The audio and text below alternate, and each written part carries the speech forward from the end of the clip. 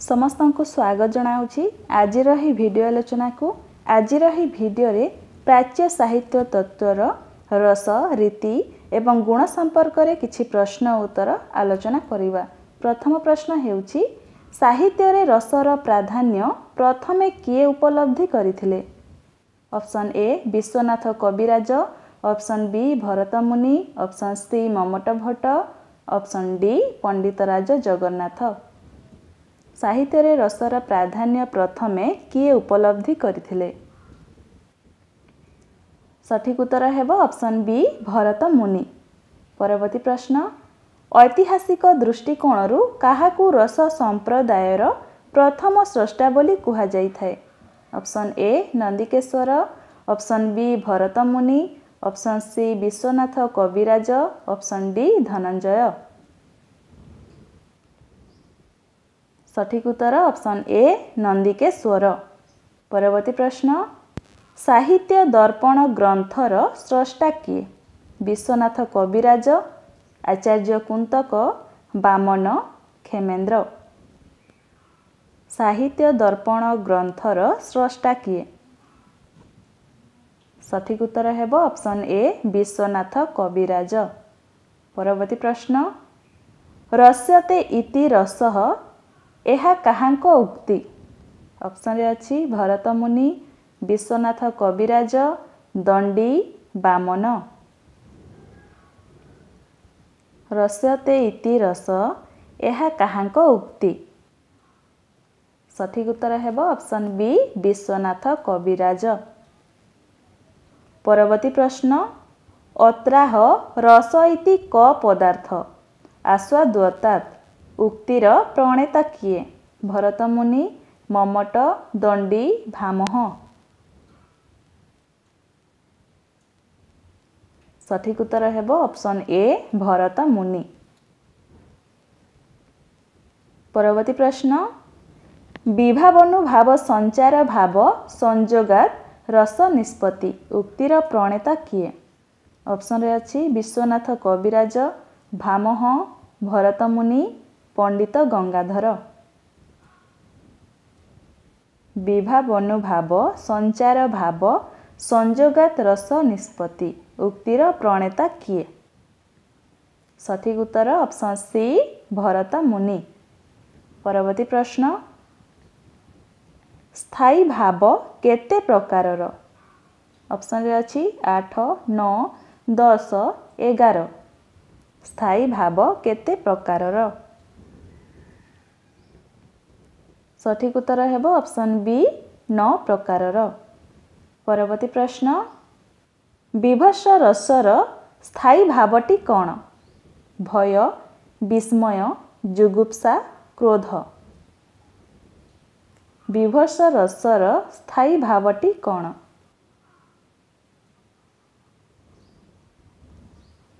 सठिक उत्तर हेबो option C जुगुप्सा। परवर्ती प्रश्न वीर रसर स्थायी भाव केउटी। ऑप्शन रे अछि विस्मय, क्रोध, भय, उत्साह। वीर रसर स्थायी भाव केउटी।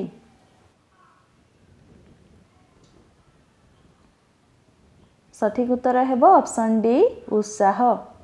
परवर्ती प्रश्न उत्साह केउ रसर स्थायी भाव। ऑप्शन रे अछि वीर, हास, रौद्र, अद्भुत। उत्साह केउ रसर स्थायी भाव।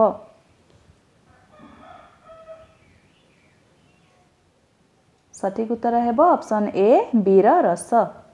परवर्ती प्रश्न जेउ सबु वस्तु रति हास आदि स्थायी भावर उद्बोधक ताहाकू कौन कुहा जाए।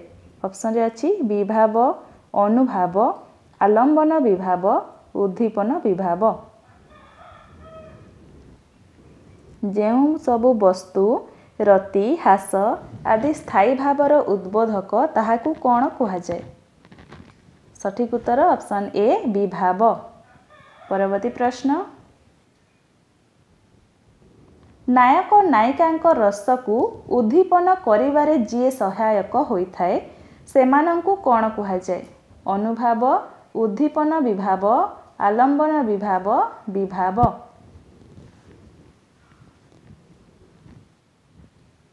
सठिक उत्तर हेब ऑप्शन बी उद्दीपन विभाव। परवर्ती प्रश्न आलम्बन और उद्दीपन विभाव द्वारा कटाक्ष रोमांच शिहरण आदि जो क्रिया सबू व्यक्त हुए सेगुड़ी को कौन कहुए। ऑप्शन रे अच्छी अनुभाव संचारी भाव आलम्बन विभाव स्थायी भाव।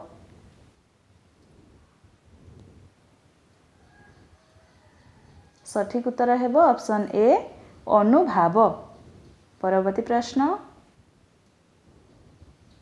विभाव और अनुभाव अपेक्षा जो सबु भाव रस आड़ को प्रभावित होई क्षण को विलीन हुअंती सेगुड़ी को कौन कहुए। विभाव अनुभाव संचारी भाव स्थायी भाव। सठिक उत्तर हेब ऑप्शन सी संचारी भाव बा व्यभिचारी भाव। परवर्ती प्रश्न आलंकारिक मानक मतरे समग्र रसरे केतोटी व्यभिचारी भाव अच्छी 50 टी 39 टी 33 टी 30 टी। सठिक उत्तर ऑप्शन सी 33 टी। परवर्ती प्रश्न भट्ट लोल्लट केउ बादर प्रवर्तक भुक्तिवाद उत्पत्तिवाद अनुमतिवाद अभिव्यक्तिवाद। भट्ट लोल्लट केउ बादर प्रवर्तक। सठिक उत्तर हेब ऑप्शन बी उत्पत्तिवाद। परवर्ती प्रश्न काव्य बा नाटकर मूल चरित्र को किए रसर उत्पत्ति स्थल रूपे ग्रहण करथिले। ऑप्शन रे अछि भरत मुनि श्री शंकुक भट्ट लोल्लट विश्वनाथ कविराज।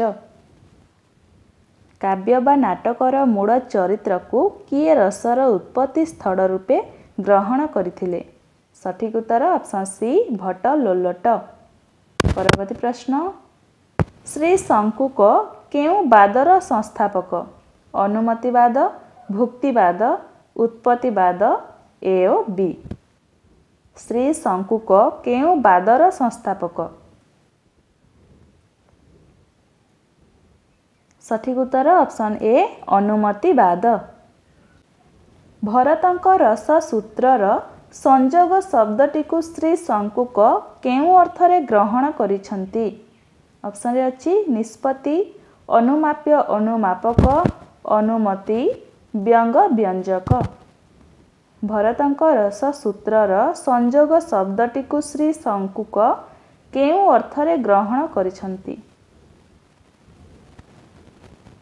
सठिक उत्तर ऑप्शन बी अनुमाप्य अनुमापक। परवर्ती प्रश्न केउ टीकाकार भरतंक रस सूत्रर संजोग शब्दटी को भोज्य भोजक संबंध अर्थरे ग्रहण करिसंती। ऑप्शन रे अछि भट्टनायक अभिनवगुप्त श्री शंकुक भट्ट लोल्लट। केउ टीकाकार भरतंक रससूत्रर संजोग शब्दटी को भोज्य भोजक संबंध अर्थरे ग्रहण करिसंती। सठिक उत्तर ऑप्शन ए भट्टनायक। परवर्ती प्रश्न अभिनवगुप्त केउ बादर प्रवर्तक। ऑप्शन ए अभिव्यक्तिवाद ऑप्शन बी भुक्तिवाद ऑप्शन सी उत्पत्तिवाद ऑप्शन डी अनुमितिवाद। अभिनवगुप्त केउ बादर प्रवर्तक। सठिक उत्तर ऑप्शन ए अभिव्यक्तिवाद। परवर्ती प्रश्न अभिनवगुप्त रससूत्रर संजोग शब्दटी को केउ अर्थरे ग्रहण करिसंती। अभिव्यक्ति उत्पत्ति व्यंग व्यंजक भोज्य भोजक। अभिनवगुप्त रससूत्रर संजोग शब्दटी को केउ अर्थरे ग्रहण करिसंती। सठिक उत्तर हेब ऑप्शन सी व्यंग व्यंजक। परवर्ती प्रश्न रीतिवादर प्रवक्ता किए। आचार्य बामन आचार्य दंडी आचार्य भरत आचार्य भामह। ରୀତିବାଦର ପ୍ରବକ୍ତା କିଏ? ସଠିକ ଉତ୍ତର ହେବ ଅପସନ୍ ଏ ଆଚାର୍ଯ୍ୟ ବାମନ। ପରବର୍ତ୍ତୀ ପ୍ରଶ୍ନ ରୀତିରାତ୍ମା କାବ୍ୟସ୍ୟ ଉକ୍ତିଟି କାହାର? ଭାମହ, ଭରତମୁନି, ଦଣ୍ଡି, ବାମନ। ରୀତିରାତ୍ମା କାବ୍ୟସ୍ୟ ଉକ୍ତିଟି କାହାର? ସଠିକ ଉତ୍ତର ହେବ ଅପସନ୍ ଡି ବାମନ। ପରବର୍ତ୍ତୀ ପ୍ରଶ୍ନ କିଏ ବିଶିଷ୍ଟ ପଦ ରଚନାକୁ ରୀତି ବୋଲି କହିଛନ୍ତି? ବାମନ, ବିଶ୍ୱନାଥ କବିରାଜ, ଭାମହ, ଦଣ୍ଡି। କିଏ ବିଶିଷ୍ଟ ପଦ ରଚନାକୁ ରୀତି ବୋଲି କହିଛନ୍ତି? ସଠିକ ଉତ୍ତର ଅପସନ୍ ଏ ବାମନ। ପରବର୍ତ୍ତୀ ପ୍ରଶ୍ନ ଆଚାର୍ଯ୍ୟ ଦଣ୍ଡି ତାଙ୍କର କାବ୍ୟାଦର୍ଶ ପୁସ୍ତକରେ କେତୋଟି ରୀତିର ନାମୋଲ୍ଲେଖ କରିଛନ୍ତି? 2, 3, 4, 5। ସଠିକ ଉତ୍ତର ହେବ ଅପସନ୍ ଏ 2ଟି ରୀତିର ନାମୋଲ୍ଲେଖ କରିଛନ୍ତି, ବୈଦର୍ଭୀ ରୀତି ଓ ଗୌଡ଼ି ରୀତି। ପରବର୍ତ୍ତୀ ପ୍ରଶ୍ନ ଆଚାର୍ଯ୍ୟ ବାମନ ରୀତିକୁ କେତେ ଭାଗରେ ବିଭକ୍ତ କରିଥିଲେ? 2, 3, 4, 5। ଆଚାର୍ଯ୍ୟ ବାମନ ରୀତିକୁ କେତେ ଭାଗରେ ବିଭକ୍ତ କରିଥିଲେ? ସଠିକ ଉତ୍ତର ଅପସନ୍ ବି 3 ଭାଗରେ ବିଭକ୍ତ କରିଥିଲେ, ବୈଦର୍ଭୀ ରୀତି, ଗୌଡ଼ି ରୀତି ଓ ପାଞ୍ଚାଳୀ ରୀତି। ପରବର୍ତ୍ତୀ ପ୍ରଶ୍ନ ଲାଟି ନାମକ ଏକ ନୂତନ ରୀତିକୁ କେଉଁ ଆଚାର୍ଯ୍ୟ ସଂଯୋଜନା କରିଥିଲେ? କୁନ୍ତକ, ରୁଦ୍ରଟ, ବିଶ୍ୱନାଥ କବିରାଜ, ଭୋଜରାଜ।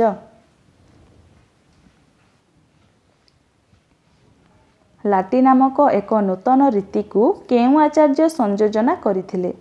ସଠିକ ଉତ୍ତର ଅପସନ୍ ବି ରୁଦ୍ରଟ। ପରବର୍ତ୍ତୀ ପ୍ରଶ୍ନ ଆଚାର୍ଯ୍ୟ କୁନ୍ତକ ରୀତିର କେତୋଟି ମାର୍ଗ ପ୍ରଦର୍ଶନ କରିଛନ୍ତି? 2ଟି, 3ଟି, 4ଟି, 7ଟି। ସଠିକ ଉତ୍ତର ହେବ ଅପସନ୍ ବି 3ଟି। ପରବର୍ତ୍ତୀ ପ୍ରଶ୍ନ ମାଗଧୀ ଓ ଅବନ୍ତିକା ନାମକ ନୂତନ 2ଟି ରୀତିର କିଏ ଅବତାରଣା କରିଥିଲେ? ଭୋଜ, ଦଣ୍ଡି, ବାମନ, ପଣ୍ଡିତରାଜ ଜଗନ୍ନାଥ। ମାଗଧୀ ଓ ଅବନ୍ତିକା ନାମକ ନୂତନ 2ଟି ରୀତିର କିଏ ଅବତାରଣା କରିଥିଲେ? ସଠିକ ଉତ୍ତର ହେବ ଅପସନ୍ ଏ ଭୋଜ। ପରବର୍ତ୍ତୀ ପ୍ରଶ୍ନ ଏଥିମଧ୍ୟରୁ କେଉଁ ରସଟି ଗୌଡ଼ି ରୀତି ପାଇଁ ପ୍ରଯୁଜ୍ୟ ନୁହେଁ? ଏଥିମଧ୍ୟରୁ କେଉଁ ରସଟି ଗୌଡ଼ି ରୀତି ପାଇଁ ପ୍ରଯୁଜ୍ୟ ନୁହେଁ? ଅପସନ୍ରେ ଅଛି ବୀର, ବିଭତ୍ସ, ରୌଦ୍ର, କରୁଣ।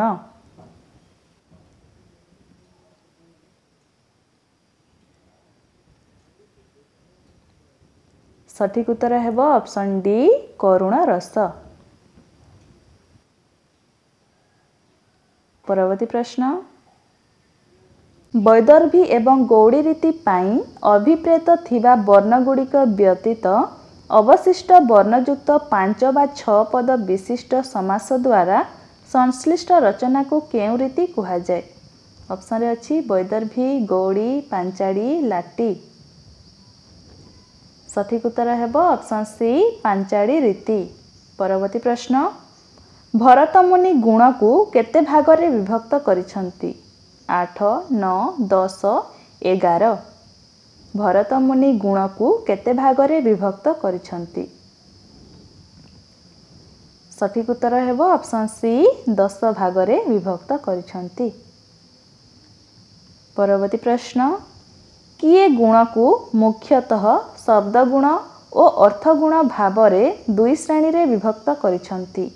ଅପସନ୍ରେ ଅଛି ଭରତମୁନି, ବାମନ, ମମଟ, ଆନନ୍ଦବର୍ଦ୍ଧନ।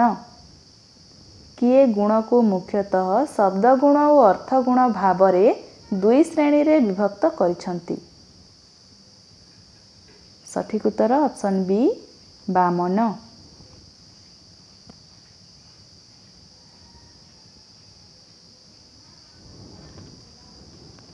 ମମଟ ବିଶ୍ୱନାଥଙ୍କ ମତରେ ଗୁଣ କେତେ ପ୍ରକାରର? 3, 5, 7, 9। ମମଟୋ ବିଶ୍ୱନାଥଙ୍କ ମତରେ ଗୁଣ କେତେ ପ୍ରକାରର?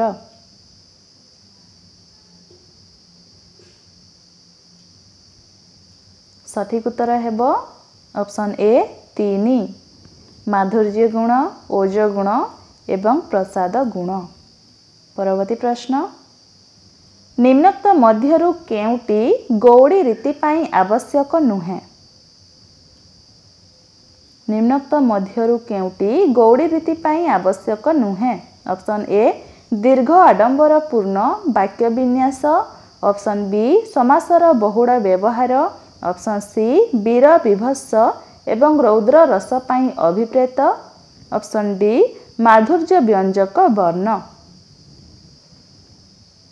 ସଠିକ୍ ଉତ୍ତର ହେବ ଅପସନ୍ ଡି ମାଧୁର୍ଯ୍ୟ ବ୍ୟଞ୍ଜକ ବର୍ଣ୍ଣ। ପରବର୍ତ୍ତୀ ପ୍ରଶ୍ନ ଯେଉଁ ବାକ୍ୟ ଶୁଣିଲେ ଚିତ୍ତ ବିସ୍କୃତ ଭାବେ ଦୀପ୍ତ ହୁଏ ତାକୁ କେଉଁ ଗୁଣ କୁହାଯାଏ? ଓଜ ଗୁଣ, ମାଧୁର୍ଯ୍ୟ ଗୁଣ, ସୌକୁମାର୍ଯ୍ୟ, ପ୍ରସାଦ। ଯେଉଁ ବାକ୍ୟ ଶୁଣିଲେ ଚିତ୍ତ ବିସ୍କୃତ ଭାବେ ଦୀପ୍ତ ହୁଏ ତାକୁ କେଉଁ ଗୁଣ କୁହାଯାଏ? ସଠିକ୍ ଉତ୍ତର ଅପସନ୍ ଏ ଓଜ ଗୁଣ। ଏହା ଥିଲା ଆଜିର ଶେଷ ପ୍ରଶ୍ନ। ଭିଡ଼ିଓଟି ଭଲ ଲାଗିଥିଲେ ଭିଡ଼ିଓଟିକୁ ଲାଇକ୍ କରନ୍ତୁ, ଚ୍ୟାନେଲକୁ ନୂଆ ଆସିଥିଲେ ସବସ୍କ୍ରାଇବ୍ କରନ୍ତୁ ଏବଂ ସାଙ୍ଗସାଥିମାନଙ୍କ ସହ ମଧ୍ୟ ସେୟାର କରନ୍ତୁ। ଧନ୍ୟବାଦ।